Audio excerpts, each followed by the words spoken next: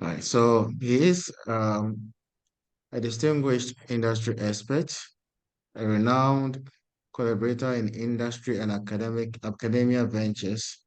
He's a pioneer in hydrodynamic vortex technologies, an expert in intellectual property rights and licensing.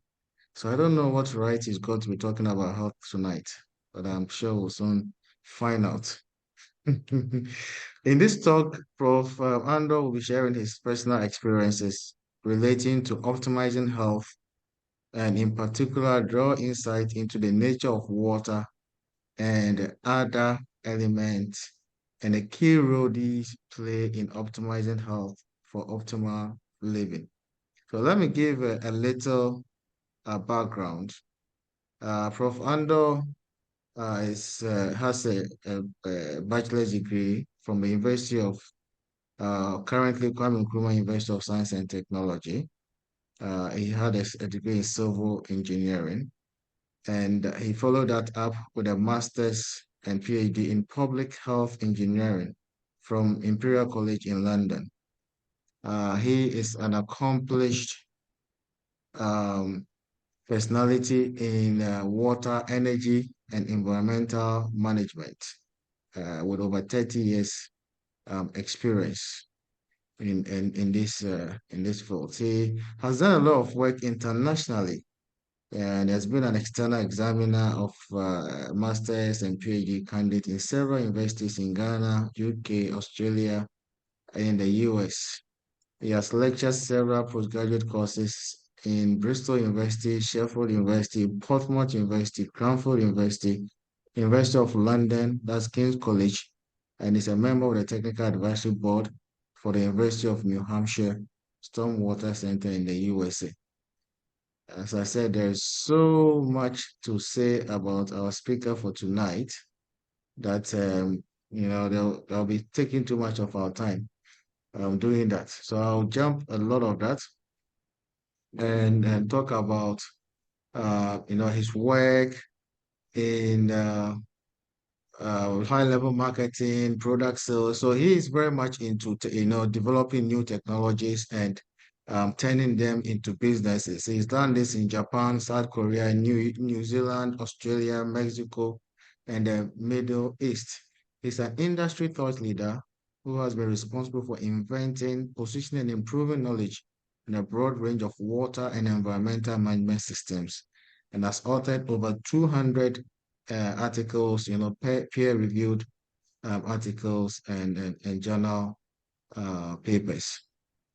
I would conclude by saying that he is a firm advocate and champion of the structural and non-structural adaptations and solutions, which include policy and organizational change initiatives. Bob has been a mentor. I've learned so much from him in the field of water engineering, and I'm excited to have him, speaking on the platform of Let's Connect tonight. So, Bob, uh, I want to thank you for, accepting our invitation to speak. And at this point, I'll hand over to you to take us through what you have for us. Thank you very much. Thank you so much, John. Can you all hear me? Yes, Can I you hear me? can. Yeah, okay. Now I assume Yes. everybody else can hear me. Thank you so much. I must commend you, John, for Flex. I think this foundation is doing the right kind of thing in terms of leadership and training and mentoring the next generation. And I think that's what part of what we all need to be doing. So I'm pleased to be a part of this process. And I'm pleased I've had an opportunity to address this august group of personalities. My topic for this afternoon or this evening, depending on where you are, here it's afternoon my time, it's probably evening in Ghana. I titled my talk Optimal Health for Optimal Wealth. I was debating in my mind's eye between optimal living and the word wealth. And I thought wealth might be more of an attractor for people, but it's all the same thing anyway, living and wealth. So the premise for my talk, I want to set the scene in terms of what are my underlying assumptions or my underlying thoughts before I delve into the meat of my presentation this afternoon. For me, the natural world is a manifestation of the divine. Respect to how you define a divine, some call it the divine God, others, depending on your religious background, will have different names for the divine. And we are a part of nature. The natural world is a manifestation of the divine. God or divine created us in his own image. I come from a Judeo-Christian kind of background, so that's the kind of terminologies I'll be using, but I don't see it being restricted to just the Judeo-Christian religious background. We are, in my view, individualized outcroppings of the divine. So we are a part of God, or we are outcroppings from God or the divine. And in that regard, the divine cannot manifest optimally through us or you and I if we have what I call suboptimal health. And so that's the premise for my talk this afternoon. Now, in terms of an outline, in my view, optimal health translates to optimal wealth. That's where the connection comes between health and wealth.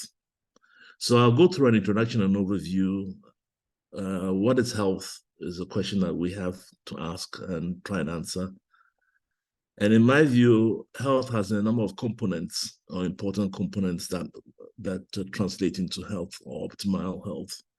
And these components are air, water, nutrition, exercise or motion or circulation, sleep and rest.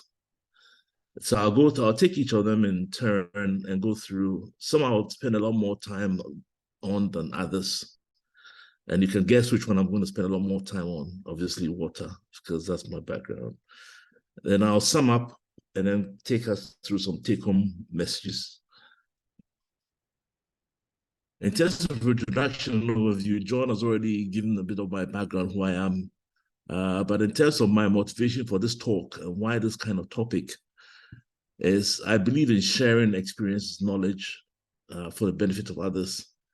And I've gone through some relevant life experiences. And in my quest for knowledge and information, I believe there are some things I know now, which I wish I knew when I was like much earlier, 25 years or thereabouts. And in that regard, I'm hoping that some of these experiences I might be able to share with others and might be able to benefit the younger generation. So when we say what is health, everybody wants to be healthy, as this affects the quality of life. And the question is it the absence of disease? Is that what health is? I don't know. But I believe that optimal health involves living in tune with nature and manifesting the full potential that God endowed within you. Like I said before in the premise, we are all outcroppings of the divine, but we may not necessarily be operating at the optimal level. And I believe we have tended to abuse this potential through our habits and lack of knowledge. And if we take this quotation from the Bible, my people perish for lack of knowledge, this is Hosea 4:6. My people are destroyed for lack of knowledge, because thou hast rejected knowledge. I will also reject thee, that thou shalt be no priest to me, seeing thou hast forgotten the law of thy God. I will also forget thy children. So if we have any transgressions in our generation, it obviously translates further down the line to future generations. So the importance of optimal health and optimal living. So let's start with talking about the important components. That's air, water, nutrition, what I call exercise, motion, circulation, sleep, and rest. When we take air is what we breathe in. It's full of life force and life-giving qualities. God created man by breathing into dust material from the earth. So that's the first motion.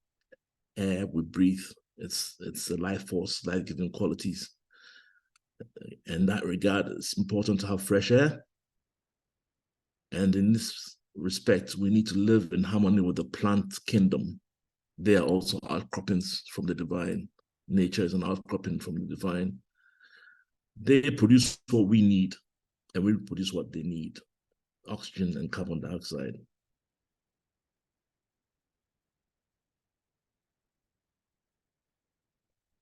So obviously, without air, I mean, nobody can stand not breathing for a couple of minutes or so, 3-4 minutes, and you're probably gone. So air is very important. It's that in which the life force exists. The next phase I'd like to talk about is water, and this I'll give a bit of more extension. And water is the medium through which life actually manifests. No water, no life. And there's more to water than what we know water to be. It's actually a carrier of information, and water is what makes life manifest possible. And its relevance and significance of water to life. Most living organisms are composed of 70% or more water. We, as human beings, are over 70% water. And the earth itself actually is also about 70% water. And when we realize that where there's no water, there's no life. And water actually is a qualifier. So I take this quote from John 3:5. Very verily I say unto thee, except a man be born of water and of spirit, he cannot enter into the kingdom of God. Just bear that in mind. I'll come back to that in a bit. Now, what is water? Water actually is life.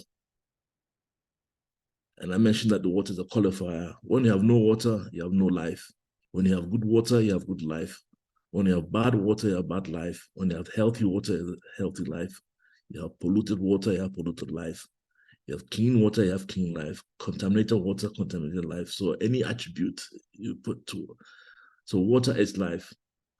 It's distributed across the earth and actually in the cosmos as well. And water goes through what we call a hydrological cycle. Those who are water engineers know what it is, but water goes through a cycle, and in that process, it gives and sustains life on planet Earth. In our upbringing, we've always known water to have 3 phases, which is the liquid phase, the solid phase, which is ice, and then the gaseous phase, which is steam. But modern researchers are increasingly finding that water has a 4th phase. So there's more to water than what we've always known water to be. And this 4th phase has been termed easy water. And I'd like to spend a little bit of time talking about this 4th phase of water because it's very relevant to health. In terms of modern researchers into this aspect of water, one guy who stands out tall is Dr. Gerald Pollack. He's a professor of bioengineering at the University of Washington, and he talks about a new science of water. He and his research team discovered this new phase of water, which is called structured water. It's a hexagonal crystalline structure between liquid water and crystal. And structured water does not have the same properties as bulk water. The water molecules become structured in arrays of strata when they interact with charged surfaces such as those presented by proteins.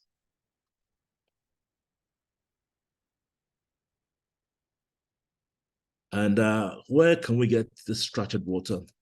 Or what is structured water? Some of the sources of structured water are things like spring water. Under pressure, deep in the ground, water becomes structured.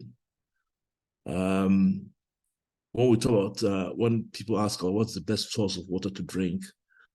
Automatically people talk about spring water, or you get spas in the past where they had spas that had healing properties. Those were sources of of structured water. Glacier melt is also a source of structured water. Ice turns into structured water when melting, which is the phase between liquid and solid. The other way you get structured water is through vortexing. Vortex occurs naturally in nature, as in streams and rivers and waterfalls. The water moves in the vortex motion. The vortex is a kind of mechanical perturbation or agitation, and vortex is a very powerful way of increasing structure of water. Juicing Natural fact, water that's in actual living organisms, plants, humans, are actually in the form of structured water. So juice from a freshly squeezed fruit or vegetable is actually structured water. Other aspects of structured water, antioxidants. Most of the tissues in our body are negatively charged. Our cells are negatively charged. Oxidants are positive charged. So antioxidants maintain the negative charge in our body. Sunlight is also a means by which water can become structured. These are all some of the research. I won't go into the very details of I can commend that if you want to gain more insights, you can look at Gerald Pollack's research. But sunlight is critical to our health. In actual fact, light helps to build structured water, and I'll show a short video later on which highlights some of these aspects. Circulation, red blood cells, they work their way through our capillaries, and light is the driver of flow. We've been brought up in the to think that our heart is the pump that pumps the blood through our body, but we may be surprised to find out that it has bearing on structured water and light, infrared light in particular. We have energy that's generated everywhere, and that's what drives a lot of the processes in our body.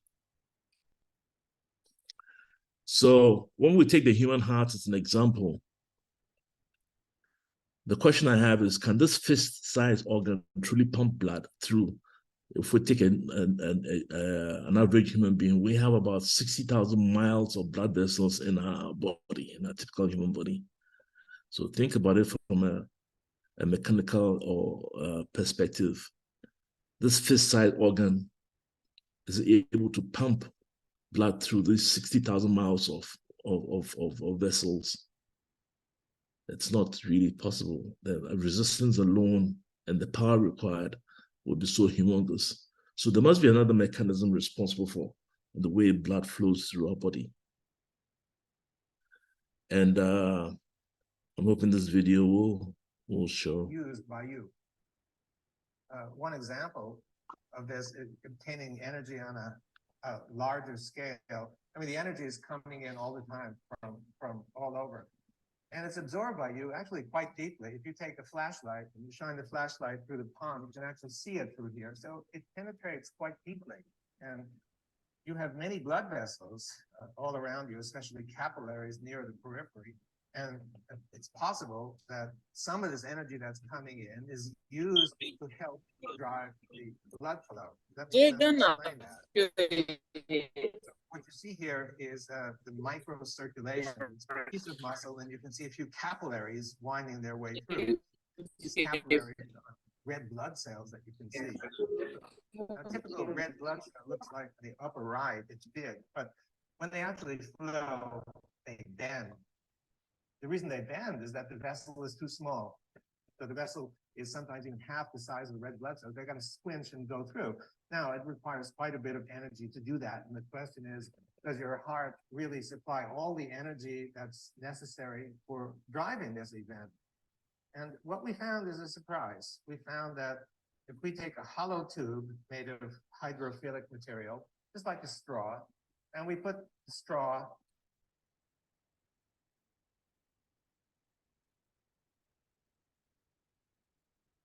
in the water, we found constant, unending flow that goes through.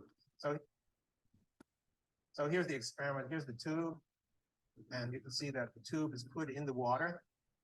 We fill it the inside just to make sure it's completely filled inside. Put it into the water, and the water contains some spheres, some particles, so we can detect any movements that occur. And you look in the microscope, and what you find looks like this: unending flow through the tube. It can go on for a full day as long as we look at it. So it's free. Light is driving this flow in a tube. No.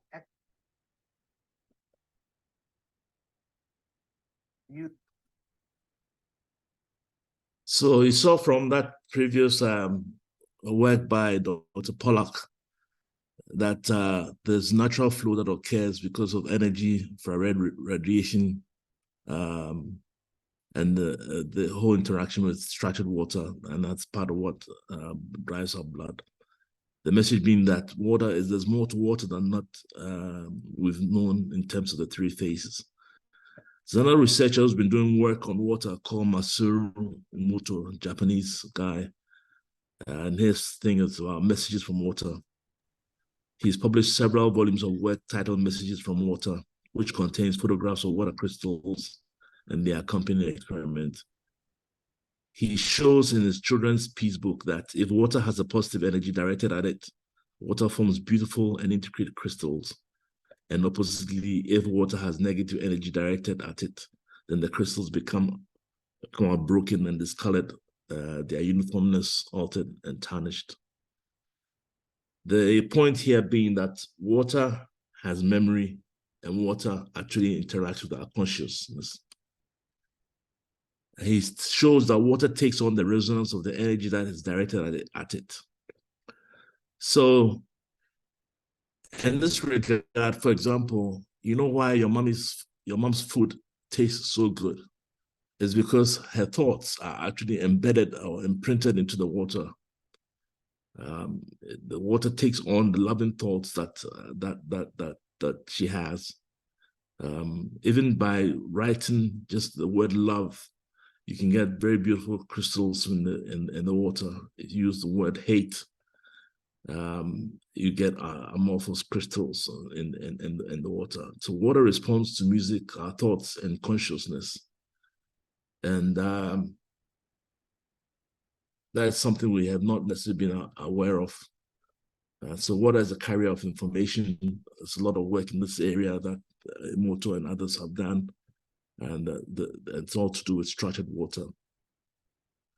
The other water person I just wanted to bring attention to is a guy called Victor Schauberger. He was an Australian forester, naturalist, and he made an extraordinary contribution to the knowledge of the natural world. He intuited what we now recognize as the quantum or subtle energy effects of water. His understanding was built up from experiential observations of nature in the alpine wilderness. His motto was observe and copy nature. So there's a lot about nature that we need to learn. And there's a lot of publications in terms of his work on water, the carrier of information, new science for food, water, and energy. He warned us that when humanity walked lightly on the earth, we cooperated with nature. Our forefathers walked lightly on the earth.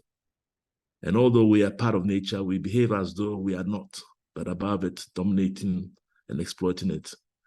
He warned that the more we continue to go against nature, the whole ecosystem will become sick, the climate destructive, and human society will break down with extreme violence, greed, and pandemic illnesses. And that's for society as a whole. But us, as human beings, we are a microcosm of the macrocosm. So the things that happen on the bigger scale also occur in our body. So that's what I know it's an extensive discourse on water, but water is an underpinning bit in terms of the health elements. I might come back to water later on, that and the issue about structured water. But the next element I want to move on to is nutrition, the role that has or plays in this health business. The building blocks for is key to that. The quality of life manifests depends on the quality of the building blocks. So healthy foods from healthy soils equal to healthy life. The challenges we face now, particularly in the Western world and now increasingly in the developing world. In the Western world, we know that the soils have been depleted of minerals, particularly magnesium. And then we have highly processed foods and over reliance on GMO, and then what I call unnatural oils. In our part of the world, we had oils like coconut oil, which are natural oils, palm oil, which are natural oils.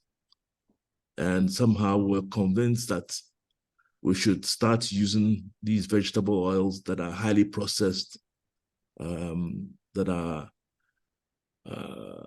they're margarine, for example, very, very unhealthy, rather than have our own coconut oils, which are similar to sort of olive oil. So now we have a situation where in the Western world, a lot of people suffer from cardiovascular diseases and the like. And a lot of some of the underpinning issues are lack of minerals or mineral deficiencies, particularly magnesium. So the need for the building blocks to be of good quality. The next element I want to touch on is exercise, motion, or circulation. Life is actually expressed through motion. Living things manifest motion. And in motion, there's energy transformation and translations through motion. Growth and expansion are critical to life manifests. So seeds are living potentials, and they are what I call information dense. Life is cyclical and rhythmic. Circulation is an important part of the neural of life. So that's where exercise, motion, and circulation come in. They are means by which our bioelectrical bodies are recharged. Our bodies are actually bioelectric. We are bioelectric beings. When we run on a small voltage electricity. And so what you find is that, for example, when you talk about things like, for example, broccoli, which are very good for us, our sort of things, you realize that when you sprout broccoli, the sprouted seeds have a much more higher concentration of the life-giving sort of things than the full mature broccoli plant.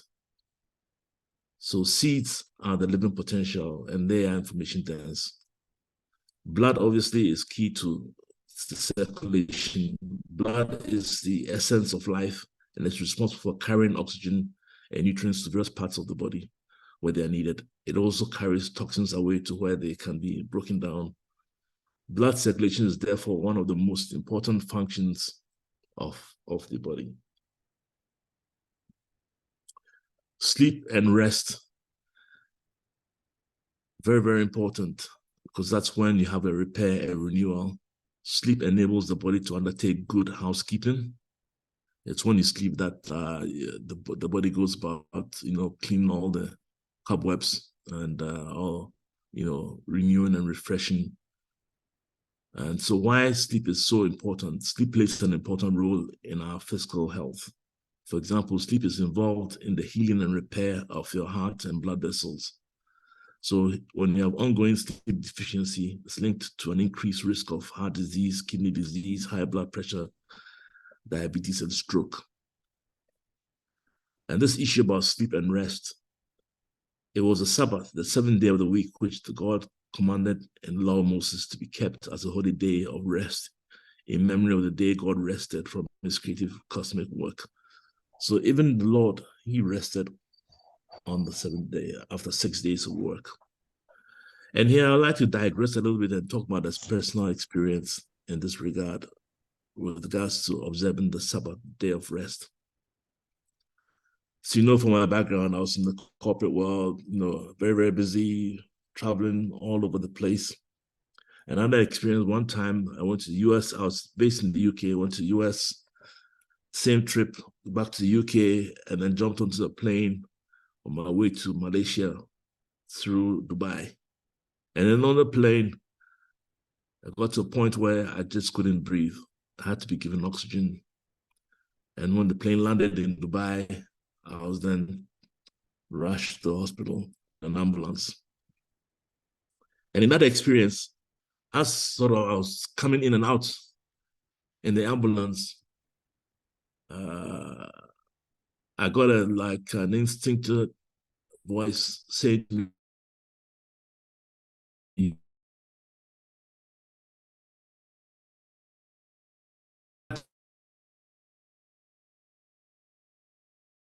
I had a voice say to me that you'll be okay, but I want you to observe the Sabbath. Even I, the Lord, rested on the Sabbath.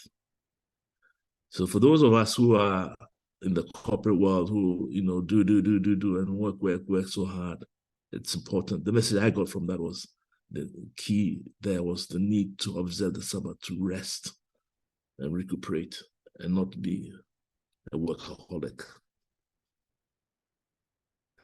So new heart, new organs.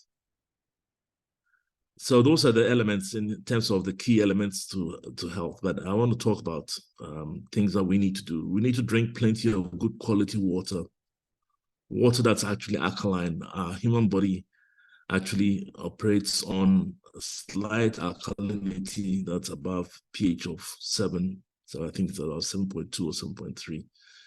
We need to stay hydrated and flush away toxins. And the thing here is, in natural fact, if you have structured water, you don't need, normally the recommendation is to drink at least 2 liters of water a day or stuff, and things like that. It's because a lot of the water that we drink is not structured. That's why we need a lot of water. But if you have structured water, you don't need as much as the 2 liters. And the structured water actually helps hydrate our bodies better and helps flush away toxins. We need to maintain optimal electrical signaling by ensuring a balance of minerals and electrolytes, and also earthing. So a lot of the food that we eat that is refined is void of water or information or structured water. If you actually process the food, you denature the water, and the food becomes really more taxing on the human body than life-giving. And some of the challenges we face, particularly in the developing world, or it's not the developed world, is cardiovascular diseases for Blacks. And the thing that happens with Blacks, a lot of Blacks, when you stay abroad for long, is you become deficient in vitamin D3, which is, we get that through sunshine, shining on our skins. But obviously, when we come to live in the northern latitudes, we don't get enough sufficient sunshine. God being so good, because we live in the tropics, gave us a darker skin, so that in the tropics with a lot of sunshine, we can generate the right quantity of vitamin D. But when we move up to northern latitudes, we don't get enough sunshine, we don't get D. And when we don't get D and K2, what happens is we start to get calcification in our arteries. The calcium deposits in the soft tissue, and that starts to give us the high blood pressure and so on and so forth. And so lack of sunshine and lack of K2. K2 comes from fermented foods. In our natural environment, we have the kenke's and the vancus and whatever. We ferment some of our food, so we get the K2. The K2 helps to transport the calcium into our bones, which is where the calcium is needed. But when you adopt the Western dietary lifestyle and stuff like that, the calcium then starts to collect in the soft tissue in the arteries, and that's where we start to get cardiovascular diseases. The other thing is that in natural diets, we have a lot of fiber. What I've been finding in more recent times is that we think we eat the food for ourselves, but we actually don't eat the food for us. We have something called the microbiome, which is the bugs, the trillions of bacteria in our gut. They are the ones who actually manufacture the amino acids that our body then uses as the building blocks for our life. So without a healthy microbiome, then, because what happens is they feed on fiber, and then they use the fiber to produce the building blocks, the amino acids. If you don't have a healthy microbiome, you can have what's called leaky gut. A lot of autoimmune diseases result from leaky gut, pores in our gut, so which allows foreign material to get into our system. And that's where we start to get a lot of these autoimmune diseases and the like. So the need for a healthy microbiome, and they feed on fiber. So that's the importance of fiber. There's a need for fish oils and omega-3s for a healthy brain. So there are things like food that people are now realizing that food is our medicine. For example, there's a guy called Dr. Lee who's been doing some research comparing food, the efficacy of food compared to medicine. And one of the things he found was that turmeric, for example, is more effective than the best drug. I think it was Vioxx or one of those anti-inflammatory drugs.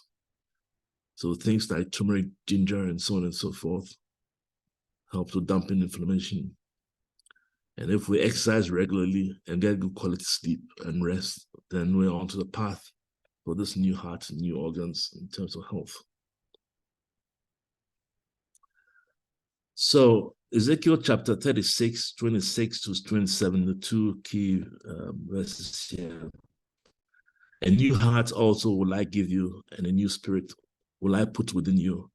And I'll take away the stony heart out of your flesh, and I'll give you a heart of flesh. Stony heart is due to calcification or hardening of our arteries and hardening of our vessels. I will put my spirit within you and cause you to walk in my statutes, and you shall keep my judgments and do them. That's how we get optimal health.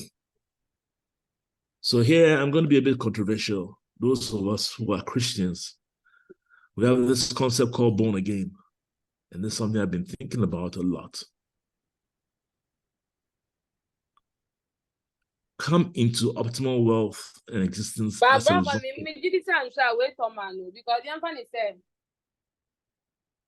a result of new or renewed birth.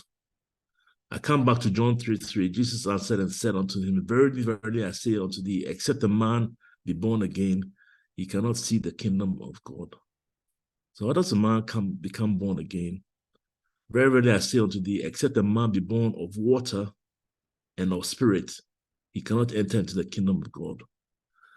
So the kingdom of God is where God resides, or where he is. And how do you get into the kingdom of God? Or how do we have fellowship with God? Or how do we commune with God? It says, unless the man is born of water and of spirit. And be not conformed to this world, but be ye transformed by the renewal of your mind, that ye may prove what is that good and acceptable and perfect will of God. So how do we commune with God, and how do we allow his will to manifest through us? If we go by the premise that I said, we are outcroppings of the divine.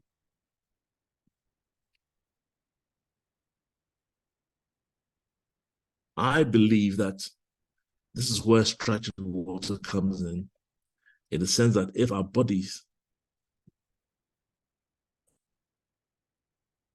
are full of structured water, we human beings are like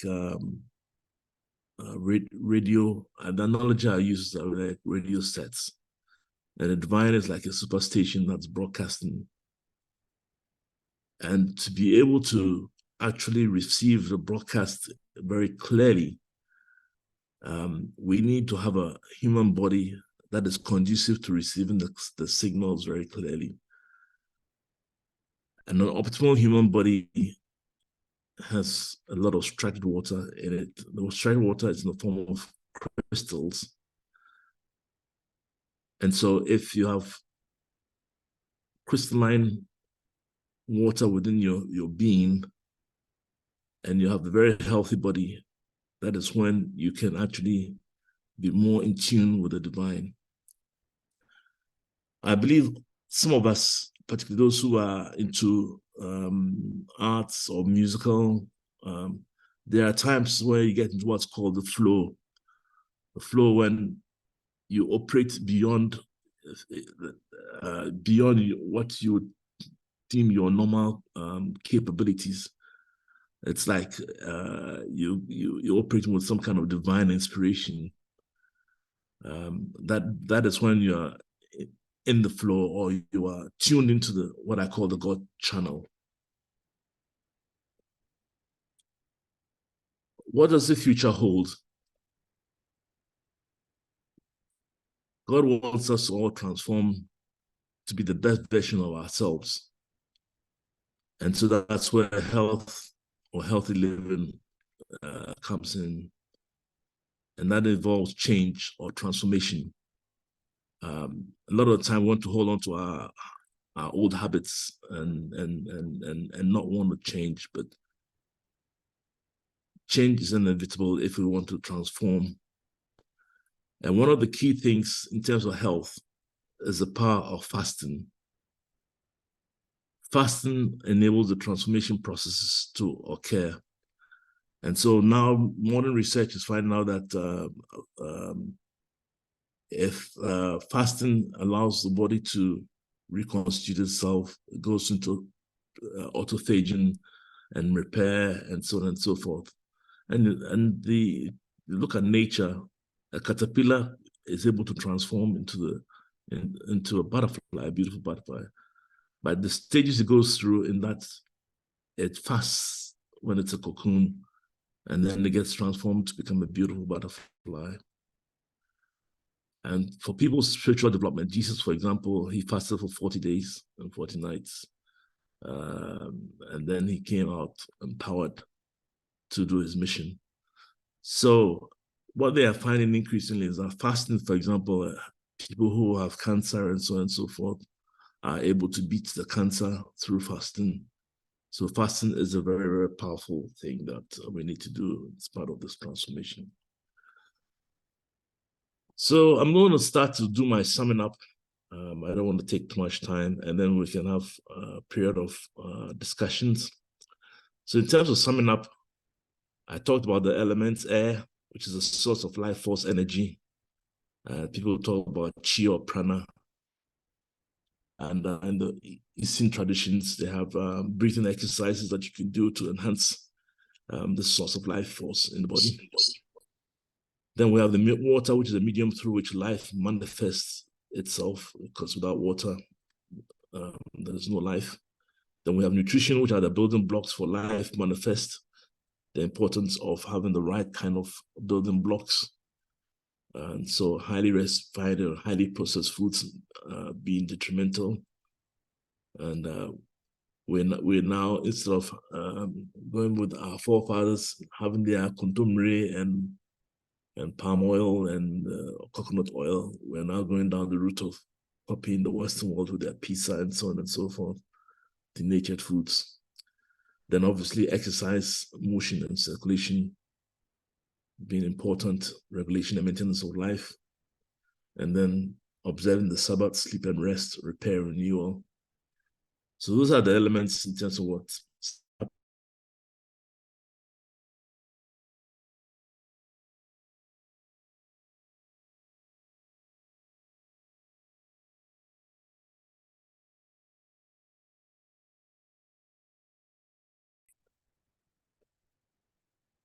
My name is MJ Pangman.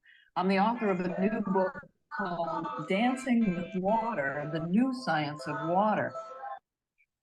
Why is the liquid crystalline state significant? That's where we want to go. This diagram here shows you that a crystal has an organized molecular pattern that provides channels for the flow of energy and information.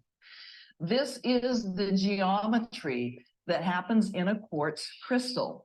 Quartz is made of silicon and oxygen, and it forms silicon is that big round ball that you see inside these three-dimensional tetrahedrons, and the oxygen atoms surround it. So when a crystal forms, you get a repeating geometry, and you can see those channels. If you were inside those channels, you would actually be able to see that there's a spiral created, just like your DNA helix, okay? The difference between quartz and a quartz crystal is all about molecular organization. On the left here, you see a piece of quartz, but on the right, you see a quartz crystal. It's all silicon dioxide, but what happens when those molecules organize in that pattern that I showed you previously is what makes a crystal a crystal. Organization is also the difference between coal and a diamond. Now, most people know that you need extreme pressure in order to make a diamond, right? But what most people don't understand is that that pressure causes the molecules to become more and more organized so that they can withstand the pressure. And in the process, you create the diamond. Well, Molecular organization changes the properties of a substance completely, as you can see, between a lump of coal and a very clear, brilliant diamond. Crystals, and I'm talking specifically now about quartz crystals, but crystals in general have some very interesting properties. They amplify energy. They transduce energy. We'll talk about what that means. And they can process energy. That's highly significant. Crystal is able to amplify energy. They have properties that make them ideal for sound and light amplification in radios, TVs, and in lasers. And that's why crystals are used in our solid state technologies today, because they can amplify energy. Don't let this little paragraph scare you, but I'm going to read this. Albert Szent-Györgyi was a Nobel Prize winning scientist who was kind of a mentor of mine because of what his ideas in his day were way outside the box. And he was talking in terms of quantum science way before his time. His peers actually considered him scientifically senile because he was so beyond what they could comprehend. He said, if a great number of atoms be arranged with regularity and close proximity, as for example in a crystal lattice, that's that geometry we're talking about, that special organization. Single valency electrons cease to belong to one or two atoms only and belong instead to the whole system. A great number of molecules may join to form energy continua along which energy may travel. You remember the channels we saw in the organized pattern of a crystal, okay? So crystals amplify energy because the whole is no longer a sum of the individual parts, okay? It's more than that. It's more than the sum of its parts. So crystals are transducers. Well, what is a transducer? A transducer is able to change one form of energy into another form of energy. So crystals are able to convert mechanical pressure into electrical current and other forms of energy. Many of you may know that all you have to do is hold a crystal, and the pressure of your thumb and your forefinger is enough to create an electrical current that flows through that crystal. Did you know that? But it works the same way backwards. If you put an electrical current through a quartz crystal, you produce tiny, there he goes, this goes, tiny, very specific vibrations that are so exact that you can keep accurate time by it. Who knows what a quartz watch is?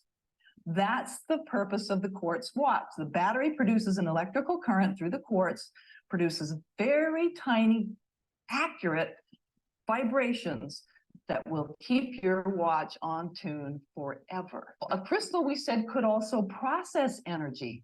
This is James Oshman. He's the author of Energy Medicine and also the author of Energy Medicine, Therapeutics, and Human Performance. Very famous book.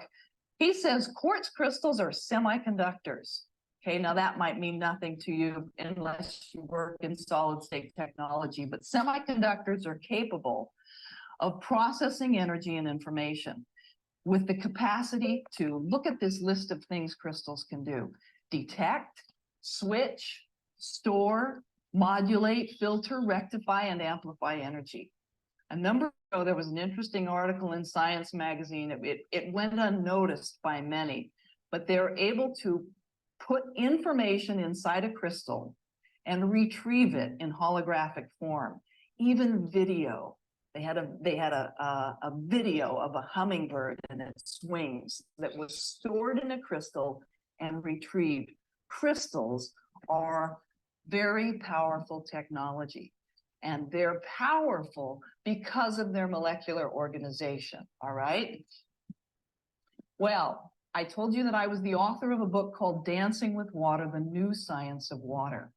Water has a liquid crystalline phase, all right? No longer are we really limited to that we have solid, liquid, and gas as the states of matter. We also now are beginning to wrap our heads around this idea that there's a fourth state of matter, and it's the liquid crystalline state, all right? The new science of water reveals that liquid crystalline water is a special phase of matter. And water's repeating geometry, this is key, is the same geometry that we find in a quartz crystal. It's that same pattern, only it's oxygen and hydrogen that form these tetrahedron that join together to create these channels for the flow of energy and information. Can you see that those channels are hexagonal? Can you count the 6 sides in the channel? Structured water, organized water, is sometimes called hexagonal water because it has this repeating hexagonal pattern, which is reflected in a snowflake, which is the solid crystalline form, okay, of water. When water freezes, it creates that pattern as well, but there is a way to create it in the liquid form. All right, the properties of liquid crystalline water are similar to the properties of quartz crystals. So remember, all of those things we said crystals could do, water can also do. This lovely woman is a wonderful scientist in the UK. She's written a beautiful book we'll talk about just in a minute. But as a quantum scientist, a quantum biologist, here's what she says about liquid crystalline, that's that special phase of water. Liquid crystalline water is involved in the relay and storage of information, in the amplification of biological symbols, and in the transduction of a variety of forms of energy. Just what we said crystals could do, water is being discovered to do. In fact, that is water's purpose in the human body, to relay and store information, to amplify biological signals, and to change one form of energy into other forms of energy that may be more useful. Light energy converted into electromagnetic energy if necessary, sound energy, vibration. Water is the key, okay? Well, the water in a baby's body, come to find out, is more organized than in an adult body. In the 1970s, Dr. Raymond Damadian used MRI, which is magnetic resonance imaging, to look at the organization of the water in the human body. And what he discovered ends up being a method of detecting cancer, because he discovered that cancer cells have less organized water in them than do healthy cells. So today we use MRI to detect certain forms of cancer, but most people don't realize that MRI is looking at the organization of the water. What does structured water have to do with health besides everything? This man, Dr. Mushik John, is the author of the book that Linwood talked about, The Water Puzzle and the Hexagonal Key, all right? He spent 40 years of his life researching the molecular structure of water. And as a scientist, he was the first one to kind of step out of that very stiff scientific box and say, we know that water has this unique molecular structure. Wonder if we can create that molecular structure outside the living body. And I wonder what would happen if people could drink that kind of water. So he did some of the initial research that showed that the regular consumption of structured water was associated with things like better detoxification, a heightened immune function, better nutrient absorption, mental clarity, improved athletic performance, longevity. I mean, he really began this investigation into what would happen if you drank this kind of water. So that wonderful woman whose picture I showed you a minute ago, Dr. May Wan Ho in the UK, wrote this amazing book called The Rainbow and the Worm, The Physics of Organisms, based on the underlying question, what is life? How do we tell the difference between what's living and what's not living? It really isn't any longer that we have to have a certain number of elements together. It's how those elements are organized, all right? She used something called polarized light microscopy, which is the same kind of microscopy used by geologists to determine whether rocks are in their crystalline state, whether the crystalline state exists in rocks, okay? So polarized light microscopy, she started using this technique to look at living materials. And it was like the epiphany of her life to be able to see what happens in polarized light microscopy is that colors show up as different crystal forms exist, okay? So different crystals show up as different colors, different geometries show up as different colors. She started to look at living tissue and living matter. Drosophila larva was where she began with the whole thing, which is pictured here. And she noticed using this technique that the colors of the rainbow showed up as different crystalline forms, became visible through this technique.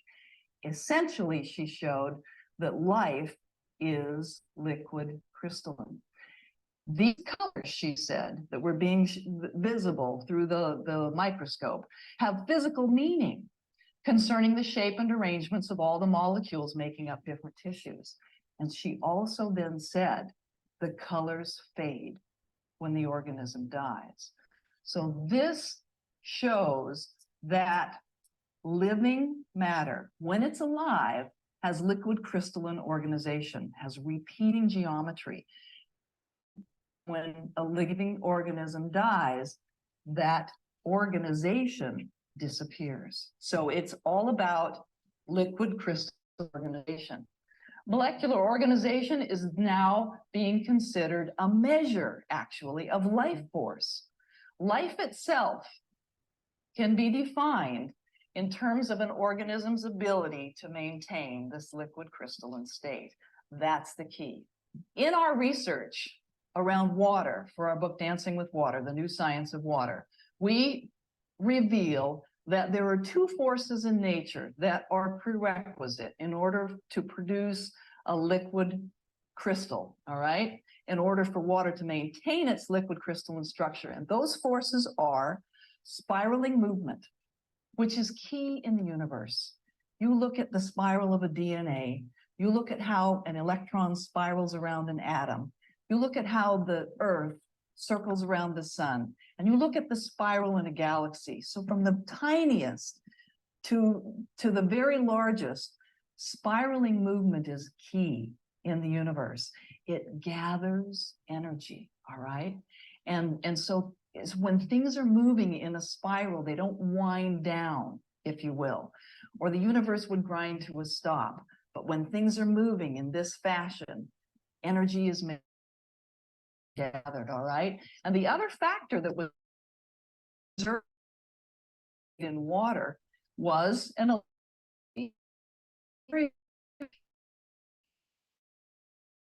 two in common are the key to preserving liquid crystalline state, all right? So in the healthy human body, water's structure is much more easy to maintain because we are electromagnetic beings. And there are tiny pulses of electromagnetic currents going through this living organism all the time. We know that the blood spirals through the heart. We know that the blood spirals through our veins and arteries. And we now know this picture, this graphic on the right is a molecular graphic of the protein arrangement. See how the proteins themselves are spirals, creating this channel, which is the aqua color in the center. This is a diagram of the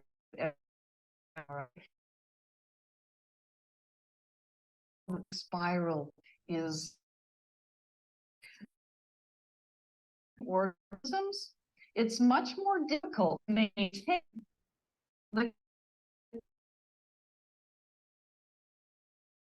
This on the left is a Korean clay egg-shaped vessel.